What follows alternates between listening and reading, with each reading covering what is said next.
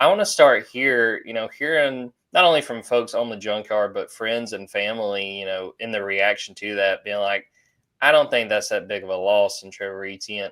I think it's significant, guys. I felt like he did a ton for a run game that really lacked without him.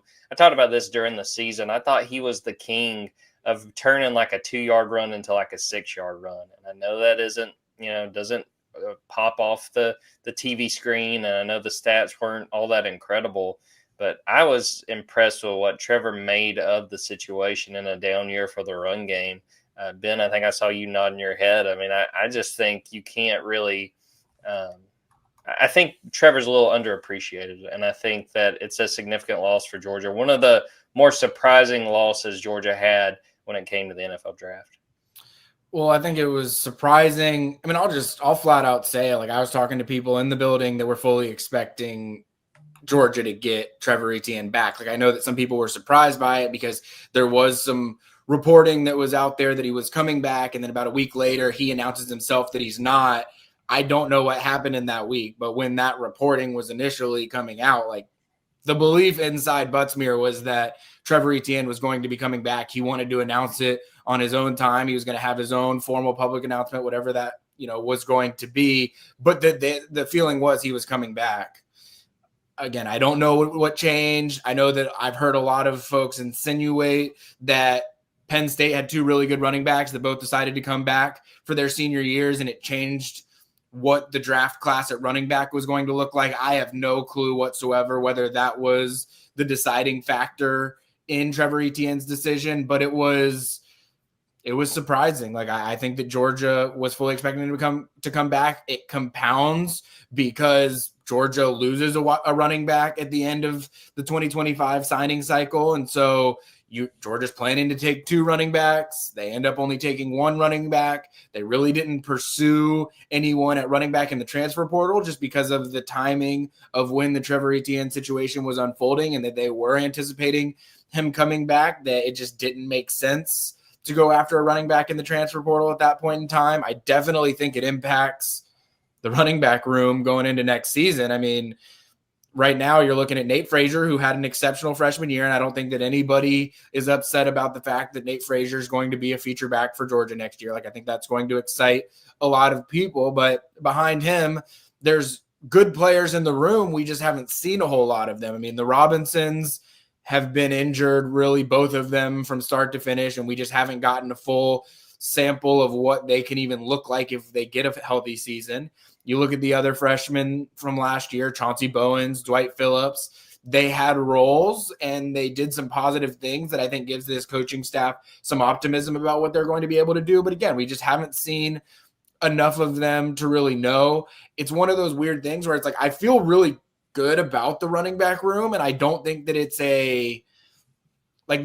I'm not trying to be negative about the running back room in any way, shape, or form. It's just removing Trevor Etienne from that group changes the entire complexion of how I look at that room. And it has nothing to do with the other guys in that room. It's just, you're talking about numbers. You're talking about a position where you want people that have done it in the past. You want depth because you know that there are going to be injuries that are going to pop up at that position. It happened with Trevor this year. It happened with both of the Robinsons this year. Like, you can safely look ahead and say, chances are some running back is not going to be available at some point in time during the 2025 season. And so it hurts not having him. It's a position that I think you can probably pursue in the spring transfer portal window. And it's not like quarterback. It's not like safety where, like, you really want them to be part of the spring and they need to learn the ins and outs of the offense. I mean, we just watched Nate Frazier get to Georgia in June and he was making plays week 1 against Clemson. So it's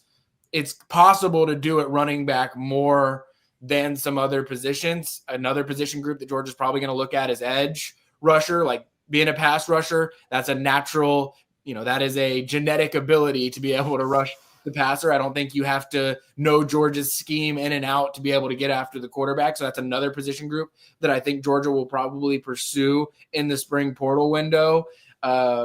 But yeah, I mean, the numbers at running back are just not where Georgia would want it right now. And the proven track record at running back is not where Georgia would want it right now. And that is not meant to be a negative about any of the guys in the room, because I actually feel pretty strongly about the ability of most everyone in that room right now. It's just you take Trevor Etienne out of that, somewhat surprisingly, it changes everything.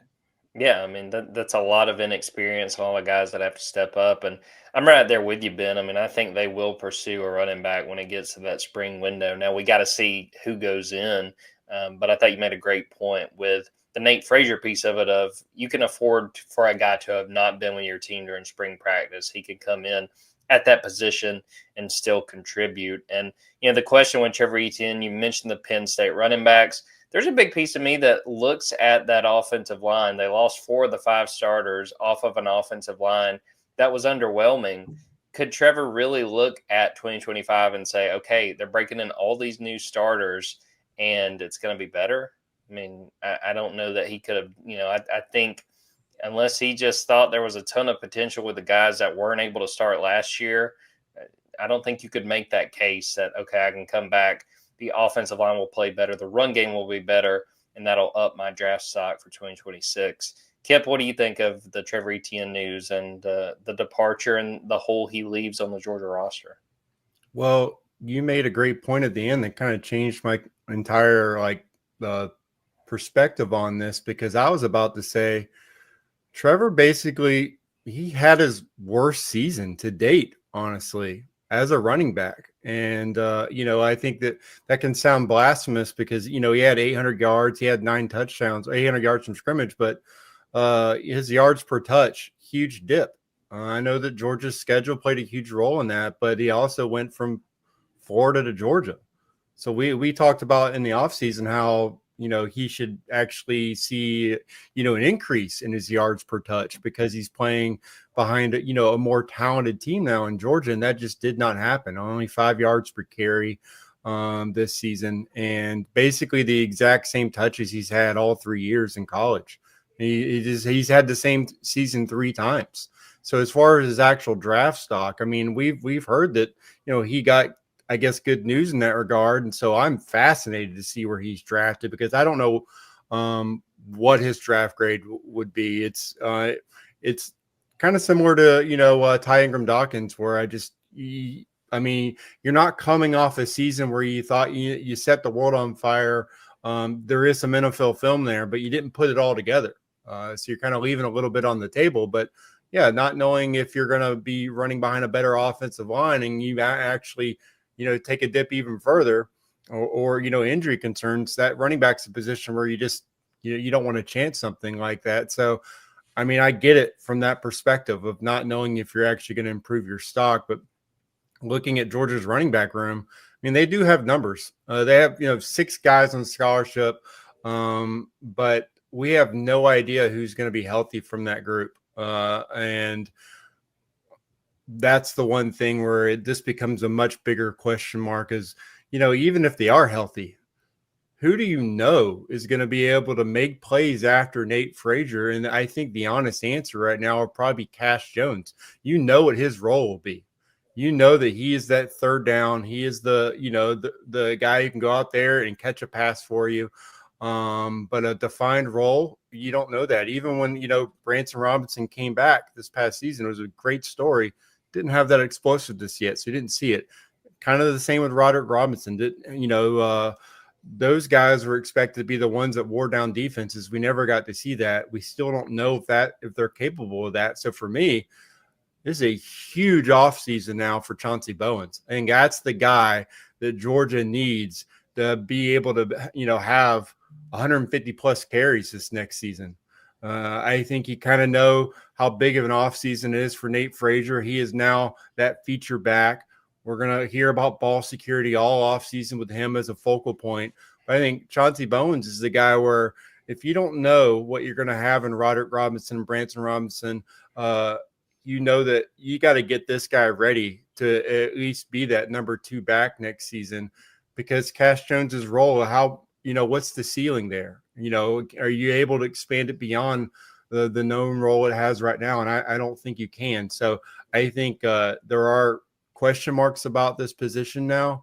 And I think, again, Chauncey Bowens is the guy just to keep an eye on because I just think that his size, the balance that we saw from him when he was out there running. I think he can kind of be that guy to spell Nate Frazier for Georgia's run game this season.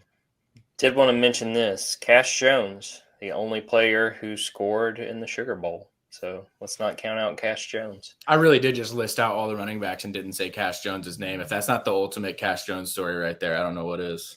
Ben, to make you feel better, when I did my 2025 depth chart, totally left off Cash Jones.